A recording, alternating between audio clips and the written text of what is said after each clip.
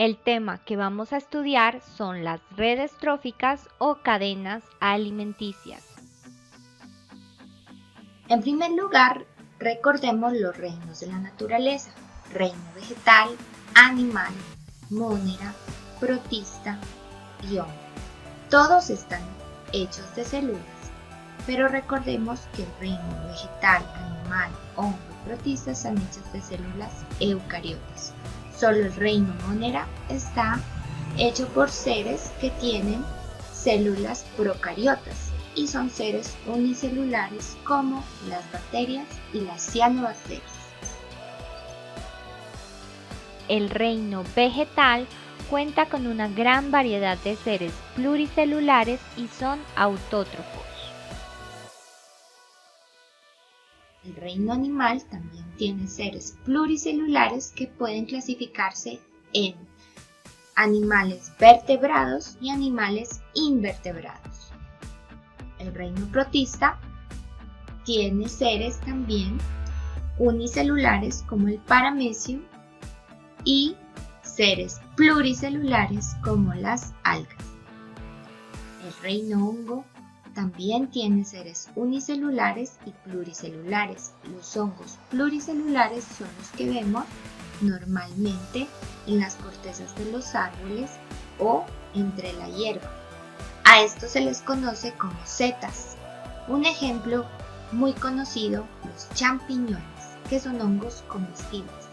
Entre los hongos también encontramos seres unicelulares y son todos aquellos que podemos ver en las frutas en descomposición, también puede estar en la piel de los humanos o cuando dejamos bajo condiciones inadecuadas, también pueden crecer en el pan.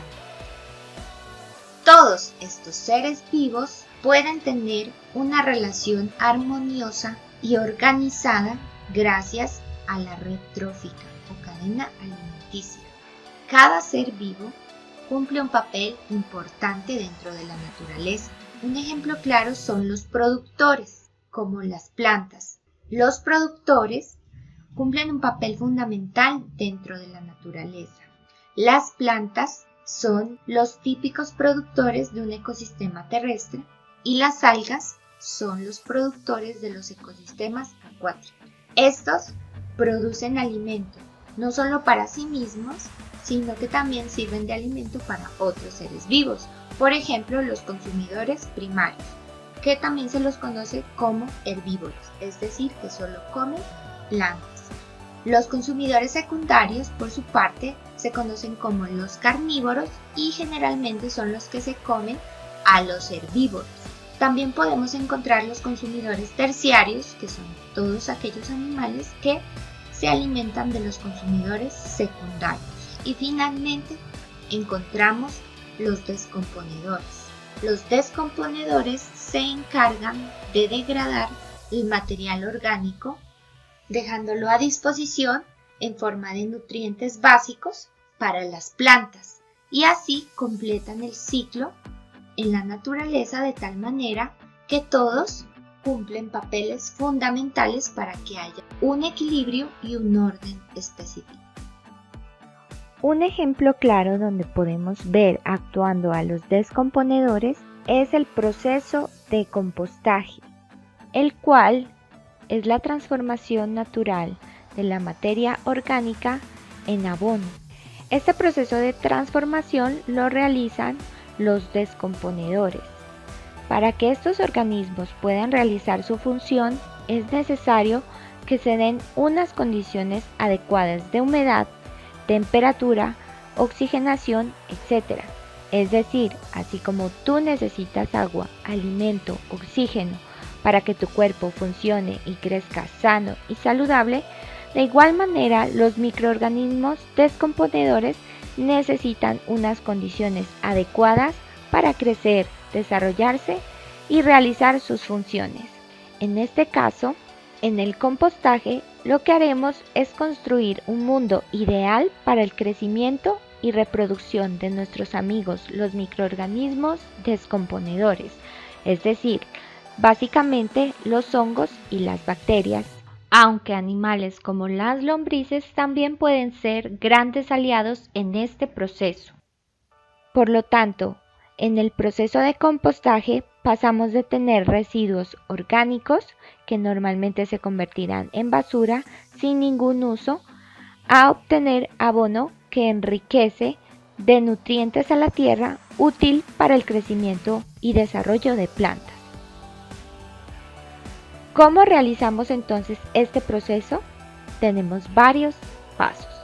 El primero es la recolección y selección del material para el compostaje, teniendo en cuenta siempre los residuos ricos en nitrógeno, que son los materiales frescos como las cáscaras de frutas, papa o cáscaras de huevo, entre otros, y teniendo en cuenta los residuos ricos en carbono como el papel, acerrín o las hojas secas de los árboles. Todo esto para darle los nutrientes necesarios a los microorganismos descomponedores.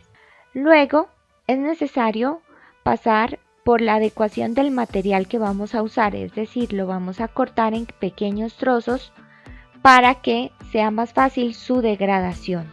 La tercera etapa es la elaboración del compostador, el cual es el recipiente o lugar donde realizarás el proceso de compostaje. Por ejemplo, la caja que desarrollas desde el área de matemáticas. Cuarto, organización del material en el recipiente.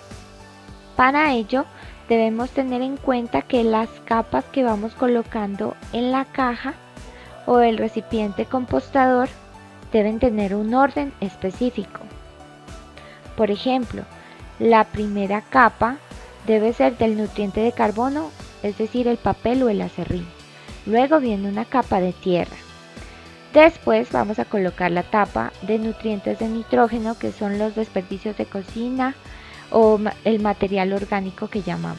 Y por último, taparemos todo ese material orgánico con tierra nuevamente para evitar la salida de malos olores por la descomposición y también para facilitar el contacto de los microorganismos que están en la tierra con los residuos orgánicos.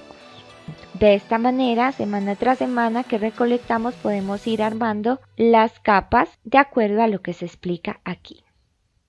Luego sigue la etapa de humidificación. En esta etapa se debe hacer o garantizar que los microorganismos no solo tengan alimentos, sino también agua para que puedan vivir. Debemos rociar agua en nuestro compostador semana a semana, pero sin que sea algo excesivo. Sexto, aireación. En esta etapa se debe verificar que el compostador tenga disponible aire, ya que los descomponedores necesitan oxígeno para vivir. Por lo tanto, debe estar ubicado el compostador en un lugar donde tenga buena ventilación. Por último, está la etapa de maduración, el cual es el tiempo que necesitan los microorganismos descomponedores para degradar los residuos orgánicos y convertirlo en compost o abono orgánico. Esto puede tardar de 2 a 3 meses.